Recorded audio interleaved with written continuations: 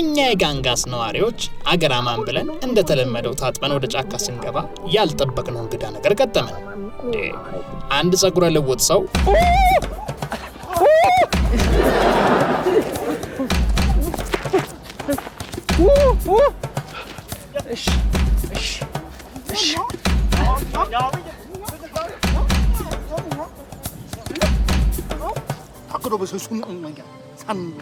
ይህ ሰው በጣም አደገኛ ሰው ነው። መጀመሪያ ላይ ሊጎዳን የመጣ መስሎኝ ቶሎ ብዬ ሳንጃዬን ሳብ። አንተማ ጠላት ነው፣ በቃ ልወስን። አሁን የጋንጋስ ማህበረሰብ ሌላ የኑሮ ልምድ እየለመደ ነው። እንግዳቸውን እንደ እንቁላል እየተንከባከቡት ነው።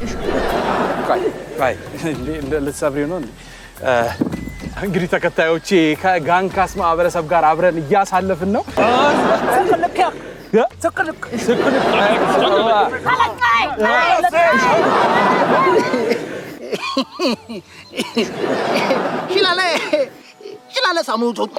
በቃ ባህላችን ገደል ገባ። ድሮ እንግዳ ሲመጣ በፍቅር ተቀብለን እነሱን ወደኛ ስበን ነበር። አሁን ግን ልብሱን እንኳን ሳይቀይር ወደኛ ቀረበ። የቀጣይ ትውልድ ከሽርጥ ይልቅ ጥብቆ ወዳድ ሆኗል። አሁን ላይ ሴቶቻችን በእኛ መሳብ አቁመዋል። ድሮ እኮ ወንዝ ወርደን ታጥበን አፈር ተቀብተን ስንመጣ የፊታቸው ገጽታ ከፀሐይ በላይ ያበራ ነበር። አሁንስ